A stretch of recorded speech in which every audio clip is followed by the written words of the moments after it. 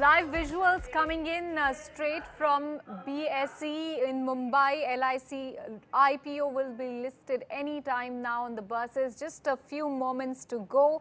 The much awaited Life Insurance Corporation of India will finally be making its debut on the stock markets today after a long awaited IPO which attracted an overwhelming investor response.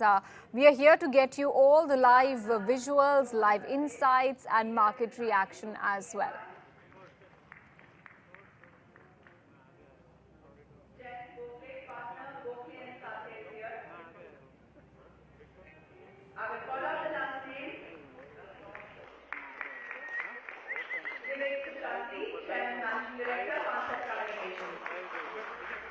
Management of LIC along with Deepam Secretary will be ringing the bell in just 2 minutes. The day has arrived when Life Insurance Corporation of India will be listed on the Indian markets. It's been a long-awaited IPO. It got an overwhelming response, helped raise 21,000 crores for the government by diluting a 3.5% stake. My colleagues N. Mahalakshmi and Neha Dave are here from Money Control to help us understand what the sentiment is like. And Mahalakshmi, this listing is happening amid very volatile times, very uncertain times. Tell us, how is it likely to be on the listing day? Because the analysts we have spoken to are saying that 4-digit listing is unlikely. Yeah, Karunya, obviously this morning is not looking bad for the markets considering the last few days how you've seen the correction really play out. Considering that this is a big day for the market, this is a big day for India, this is a big day for the government, it's a big day for disinvestments. It is no surprise that we are seeing slight up move in the market today. So we approach the market with good sentiment. It might be a warm welcome for LIC, but I don't think it can be a great shakes welcome for LIC because the environment is not really good. And if at all the subscription numbers itself were an indicator, it really shows that it will have a muted response today. Okay, all right. Neha, coming to you as well, what is it that you are expecting? Because investors now are eagerly waiting for how the listing will be. But there's a lot of volatility still in the market. If you look at the grey market, the company's unlisted shares were trading at a discount of 15 rupees to the upper limit of the IPO. So tell us, what do you think will happen today? And should investors be worried, more importantly? Yes. The listing is likely to be muted, as you mentioned in the morning show as well. Because of Neha, the listing is happening. I'd just like to go across to that.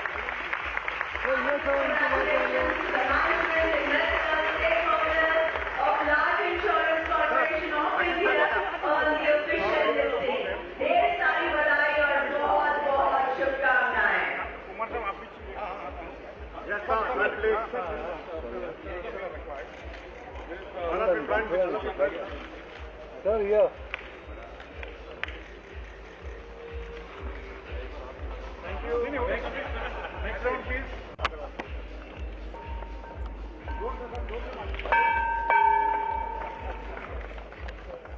Okay, 889 is where it's perched at right now, and LIC got listed at a discount of 8%. It was down 8% on the time it got listed on the buses. Right now, it's seeing some mild recovery. It's still finding its feet as far as the markets are concerned. 890, 895, thereabouts is where it's perched at right now. Markets looking resilient. It was a good open today ahead of the listing of LIC, like Mahalakshmi had also pointed out. But unfortunately, the listing was not very impressive. As opposed to the overwhelming response that the IPO had received. Neha was talking to us about, LIC's listing, and Neha, as expected, a tepid listing on the buses. Anything you would like to flag off, because investors might get, especially retail investors, might get a little jittery about what lies ahead? Yeah, it is a muted listing, but we need to keep in mind that this muted listing is amid the very negative equity market sentiments and the scenario. We have seen Nifty correcting 9% in last 1 month. We have negative global cues because of the Fed hiking rates. From June, there will be Fed will be reducing its balance sheet size. There is domestic pressure in terms of inflation. Again, reversal of interest rate cycle, FII selling. So obviously, if we consider all these negative macro scenarios, this kind of muted listing was slightly anticipated, as gray market premium also had indicated this. But as far as investors is concerned, at around 900 or around 890 rupees, its embedded value or its market capitalization will be almost equal to its September embedded value, which is, market cap will be less than 6 lakh crore. And at that level, it would be better for the investors to hold on to the stock. As I mentioned earlier, it's more of a life insurance is more of a structural story. But having said that, risk underwriting business is also very volatile, and there could be intermittent period of volatility. But long-term investors can continue to hold the stock. Okay. Mahalakshmi, India's biggest IPO has fallen 10% on its debut. Your reaction? So Karunya, as I said, I wasn't expecting, I don't think any of us were really expecting a fantastic debut anyway. It was just a question of, will it be 5% up or 5% down or flat? And I think the rest of the day will pretty much pan out exactly the way we see it now. It's not surprising because, like Neha also pointed out, we are in a very volatile environment. If you just rewind about 6 months back, there was a lot of exuberance in the market. All the IPOs were doing well. There was a buzz around all these new age digital companies and so on. And the institutional interest was obviously very, very high at that point in time. And you also have to understand, why do people really invest in IPOs, right? Majority of investors, if you see retail investors, would invest in an IPO not because they think it's a 10-year story or a 3-year story or a 5-year story, because they think that on listing they can make some exaggerated returns. So either they would go for funding, high net worth individuals will go ahead and leverage and put a larger bid so that they can make sufficient gains on listing. Others would, depending on their capacity, will again do the same. Even institutions, if you really see in the last 1 or 2 years, because some of those IPOs did really well, they more or less try and participate, that's the real term, participate in an IPO so that there is some gain that you see on the listing day or in the 1 month after listing. Clearly, the environment has not been supportive, and like I said earlier, that is why you didn't see more than 2 times subscription, right? Just a day before LIC, you had a repo rate hike. On the day of the IPO launch, you had a Fed rate hike, and after that, the correction really accelerated in India also. So today's muted listing, I would really think, is a reflection of the environment we are in, the change sentiment that is prompting investors to behave the way they are behaving, and that is the real culprit, if you would say. In terms of the stock itself, I don't think, there are a section of investors in the market who wouldn't put money or faith in PSU stocks, because largely that pack doesn't stand up well to competition, and over a long period of time, they tend to lose their market share, profitability, growth tends to be muted, and all of those things play out. In terms of LIC itself, I think it's a wonderful company so far. It has a very strong position, a market position. And it's not a company that is, market gives the valuation it does to all these companies that are talking about 50, 60, 100% growth over the next few years, and some absolutely abnormal valuations to those. This is not a company that is going under. This is not a company that is going to right from next year onwards start to decline. Nothing of that sort at all. And even the valuation, if you asked fund managers about a month or 2 back, they would have said, 1.5 times to 2 times valuation would not be a good, would be a good valuation for LIC. And it came in at much lower than that. It was at 1.1 time embedded value, which was a very attractive price. But it's just the sentiment that is, played spoil sport right now. And I would think a year down the line, if the sentiment gets better, this in an environment like this where you don't find undervalued companies, this might just be a stock that might give you reasonable returns. So on the stock And front, I wouldn't interesting think it's a bad stock at all, even at these prices. Maybe it'll head slightly lower, then it becomes even better. But the sentiment is not going to change anytime soon, so you don't have to jump in today to buy the stock. That's my call. You know, as they say, it's impossible to time the market, and even the biggest investor in the market, LIC, couldn't time it right. Slightly tepid response coming into the listing. But Neha, just one more question I'd like you to address. Right now on our live feed, we're getting a lot of queries about what they should do. Should investors book part profit at least, and perhaps look at lapping it up at a cheaper price, at a lower price? And when the LIC IPO concluded and the markets once again resumed the volatility, there were a lot of jokes and memes going around that people must be praying that they don't get the LIC IPO. Even on the live feed, we're getting some memes and jokes saying that LIC premium leti hai, deti nahi hai. But talk to us about these concerns that a lot of retail investors have right now. Should they exit? Should they buy it at a lower price than what they actually originally subscribed to? Yeah, so first thing I would like to mention is that we should not judge a company on the basis of its listing day performance. We have seen in the past many companies, in fact, for a life insurance company, ICICI Prudential also had listed at a discount to its issue price in the past. So we shouldn't judge the company based on its listing day performance. But given the negative sentiments and the market scenario, obviously it's a muted response. But investors who want to participate in the insurance story in India, it would be better to hold on to the stock now, especially at this times. Because in a risk-off environment, a stock which is trading closer to its embedded value, it becomes a value pick, and perhaps it's would be one of the better stock to hold, even when comparing to the private players. The reason simply being, the risk reward becomes favorable. The downside gets limited in a risk of environment. So LIC from that perspective would be a good stock to hold, if assuming that if the market scenario continues to be negative for quite some time, in another 6-8 months, because of the interest rate hike and high inflation scenario. So it would be kind of a good structural story to hold on for long-term investors. Okay, all right, Neha. Thanks for joining in. Aditya Kondavar is also joining us right now from JST Investments. Aditya, exactly as expected, the listing?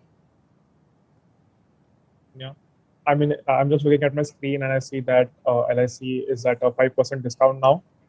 It is as per expectations, like some of the my co-speakers just said. The issue also just barely got a 2x oversubscription, and most of the people apply in IPOs to get a quick buck. Of course, everyone knew that something of that sorts will not happen over here, and as per expectations, the listing has happened. And I would say that people are not in a loss, because if you see the retail employee and policyholder discount, it's a bit still above their effective buying price.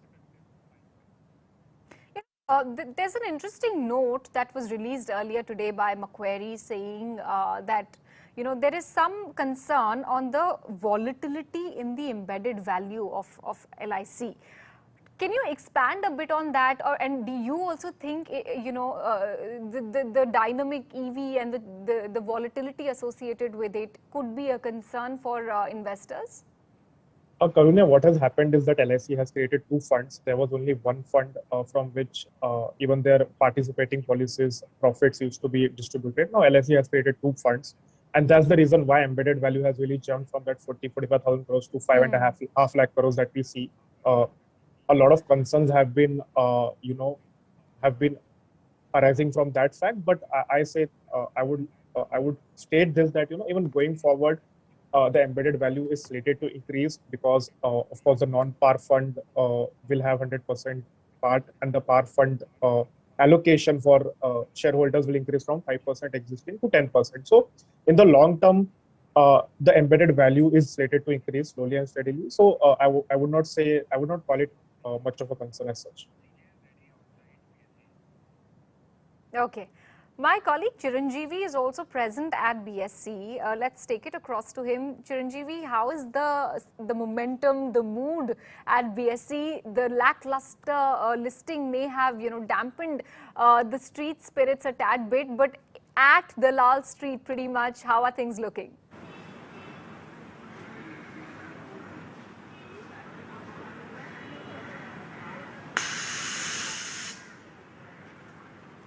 Chiranjeevi, can you hear me?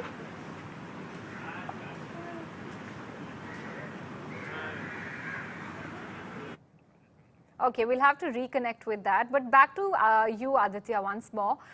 You were talking about, how the EV figure has panned out. But are there any big concerns as well? Because, Neha, Mahalakshmi both were reiterating that it's a buy and it's an investment for the long haul. It's something that will definitely yield good results. It's a solid company, solid franchise with great amount of market share. But anything that you would like to flag off that investors should be keeping their eye out for, which could be a potential risk?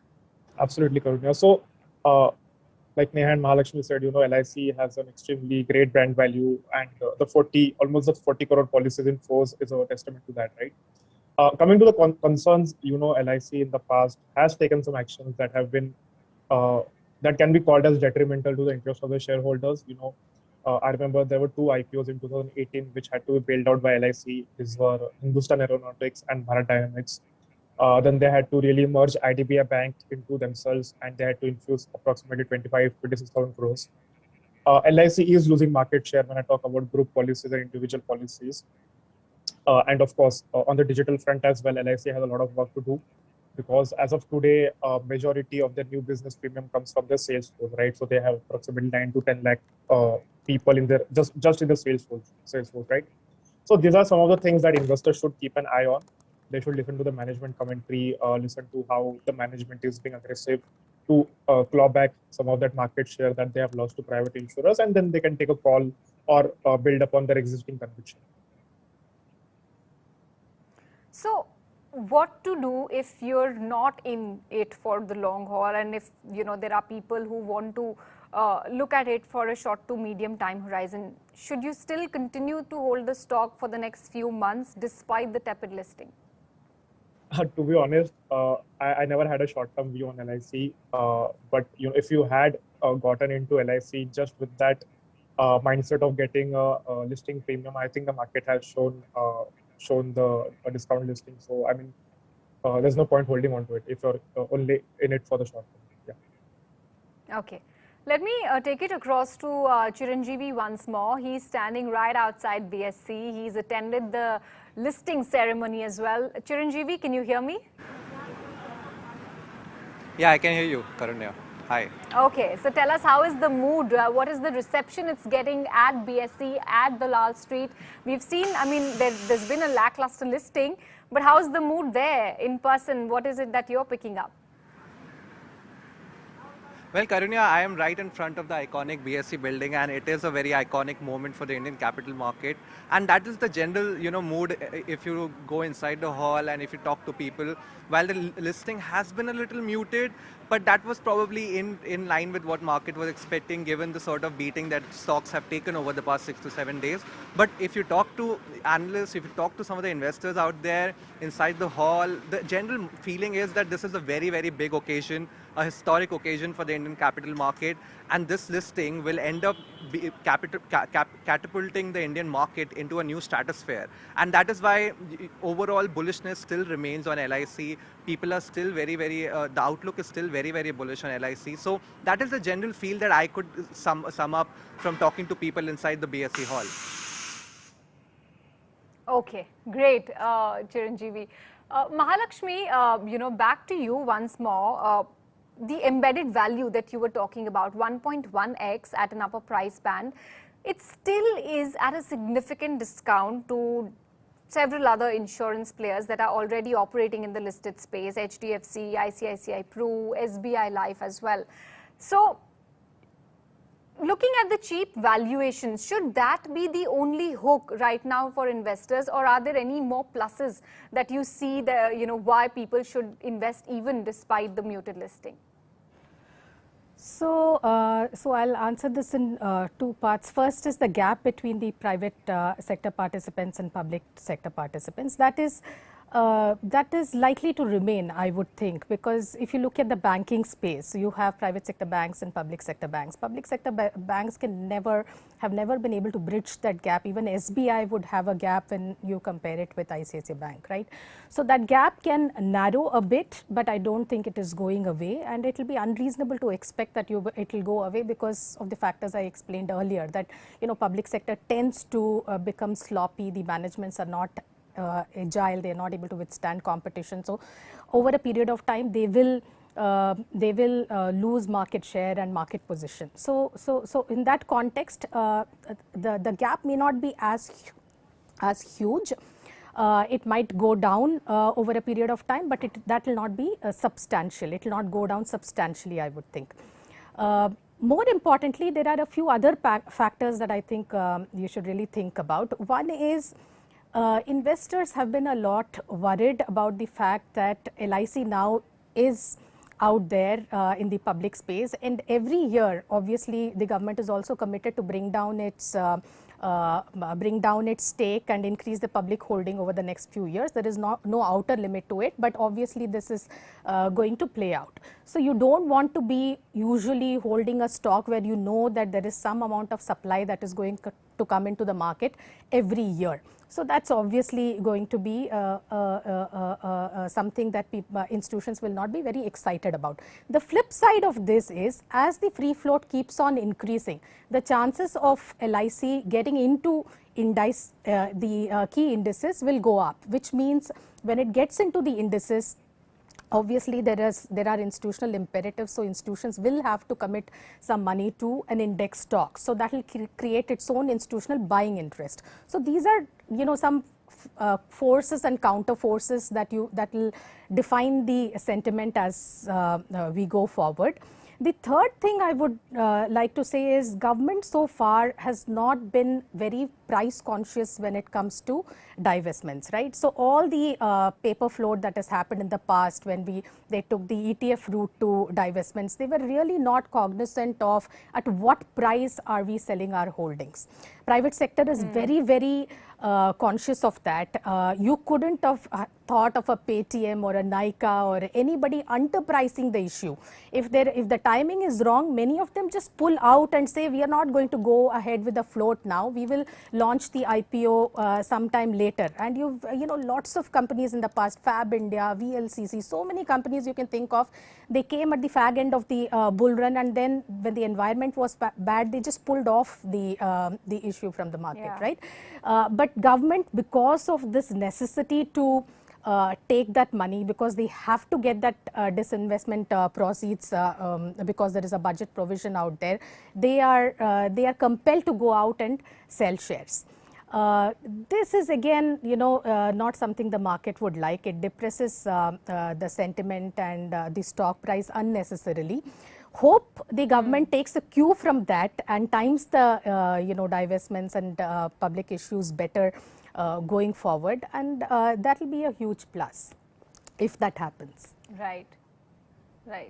Aditya, if we look at the last 10 years, many of these large PSU listings that have happened, they've not been able to do anything phenomenal or create blockbusters for the investors. Could LIC also be one of those many names, many of these large public sector enterprises that saw good traction, that that were much awaited by the street, but still sort of failed to create that blockbuster sentiment and or returns as well? So I agree with Mahalakshmi here. There's always going to be a gap between PSU companies and private companies because of the fact that the promoter, the government is not that agile, is not that aggressive, right? For example, when I talk about a prominent shipbuilder that is listed in India, the company had a blockbuster year and the government took a special dividend from them. So a lot of these things happen, and that is why the valuations that are ascribed to these companies are not really great, and there will be always will be a distortion between private valuations, private companies that are run by private managements and the companies that are run by governments. Now, Of course, the issue size was also big, and like previously I told, a lot of people apply for IPOs for the listing pop, and when the issue size is so big that subsequent oversubscription is very tough to get, and hence it does not really reflect and it does not really convert into that euphoria and that madness, which converts into a high listing price. So again, very difficult for us to extrapolate sitting at this point that will it become another PSU, but definitely given the valuations, given the positives of the company, it can be a part of a watch list. Okay. So in terms of valuations, how do you see LIC listing impact the sector dynamics, if at all? Because it has listed at quite a discount to the other listed players. And do you see the valuations of rest of them also coming down, or there's an upside available for LIC perhaps to achieve? Sure. So of course, LIC's price to embedded value valuation today would be about 0.95 to 1 times, given the discount. Other private insurers are trading from anywhere around 2.3 to 4.2 price to embedded value multiples, right? I believe that LIC as an organization, their product mix, everything is different. So we can't really say that okay, private insurers are going to come down a bit, or LIC is going to go up to that price to embedded value multiple. Again, the expansion over here will depend on what steps the company takes. Do they really take back the market share that they have been losing? Do they really improve their value of new business margins? Of course, that optionality is always open for a company, and that multiple will only expand if they show the results. As of now, I don't really think that LIC is going to go to that multiple, or private insurers are going to come down. Okay. I think Chiranjeevi is still standing by at BSE. Can we go across to him? Chiranjeevi, hi, if you can you still hear me? Hi, I can hear you. I can hear you, Karunya. Yeah. So, 2 more IPOs are opening up on the street, and we've had this mega listing today of LIC. How's the sentiment looking like overall for IPOs? Because there was a time last year when everybody was jumping onto the bandwagon. They were all expecting stellar listing gains. IPOs were yielding high double-digit returns. What is happening right now? How's the sentiment? So Karunya, if you go by some of the subscription numbers that have come out so far, it seems that the sentiment has not been dampened that much on the retail front. I mean, if you look at the LIC's IPO or some of the other recent IPOs that came out, the quota for retail investors were quite well subscribed, and the same interest you saw from institutional investors as well. One segment where probably sentiment has taken a hit a little bit is the HNI segment, which was also, mind you, one of the bigger drivers of the IPO rally or the bull market we saw last year. There have been regulatory changes that have come into force from April 1st, which have sort of clipped the wings of HNIs in terms of financing and all, and that has probably hit the sentiment on the HNI front. But overall, at this point of time, the market has also realized, investors have also realized that those gains, those days of 100% listing gains and 150% listing gains on the first day itself are long gone. And now investors are largely playing towards good valuation companies, good quality companies with a good story on their back, and probably trying to get into those stories if the valuations, of course, are favorable. Certain, IPOs like the Rainbow Medicare IPO very recently was just about able to get full subscription, largely because there were doubts over its valuation and whether it was more expensively priced. So yeah, good stories are still getting buyers out there in the market, but companies and investment bankers who are bringing a lot of these issues now need to take into cognizance the market's appetite for risk at this point of time, and appetite for high valuation, expensively priced companies that do not have that much of great fundamentals to back them. Right. Mahalakshmi, another concern that the street was factoring in was the lack of FII participation in this public offer.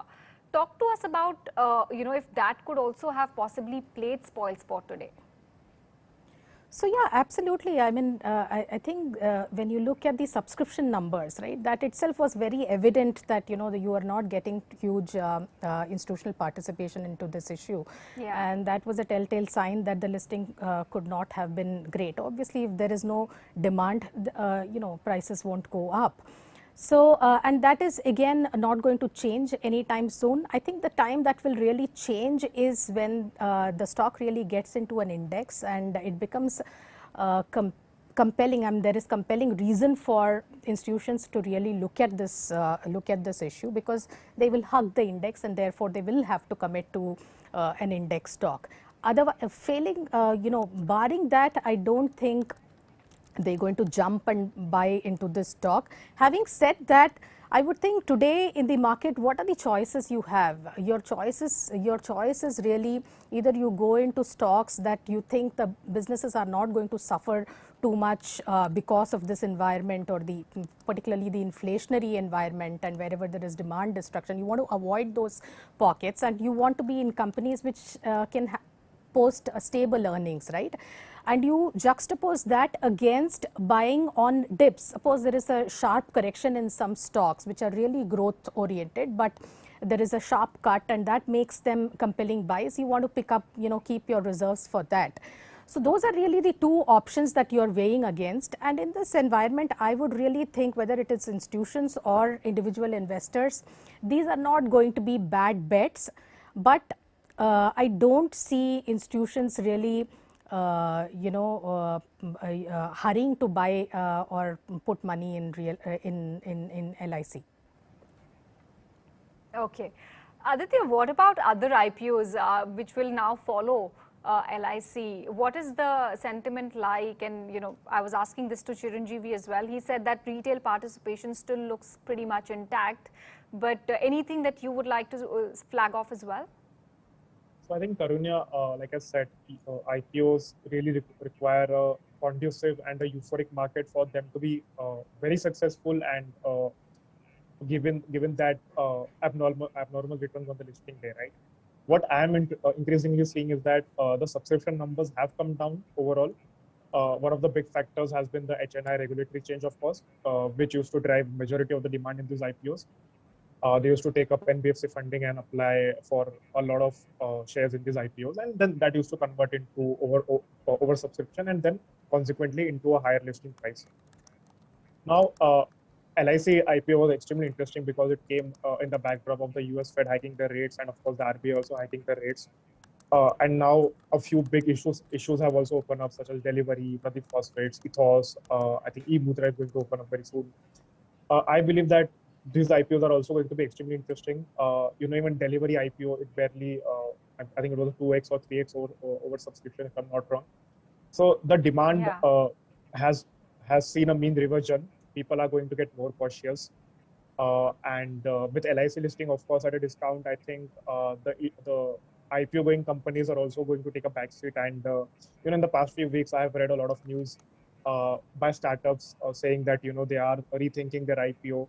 Some are delaying their DRHP, some are seeking valuation cut, and some are even cutting their issue sizes. So, of course, all of these things are good for the market in the long term, because it throws out the excess steam out of the market, and it's conducive in the long term. So which way is it going to settle? Any predictions you want to do there for today? I think it will just settle at par or a slight discount, but let's see. It's just a wild guess. Yeah, it's pretty much still finding its feet, around those 900 levels. Let's see how the day pans out for LIC, and if there is any, significant pickup or not by the time the market shuts shop. But thank you so much, Aditya, Mahalakshmi, Neha, and Chiranjeevi, for joining in to give us a comprehensive view on what's in store for LIC life post-listing, how things are going to pan out for the company and for its peers operating in the listed space. Thank you guys for tuning in.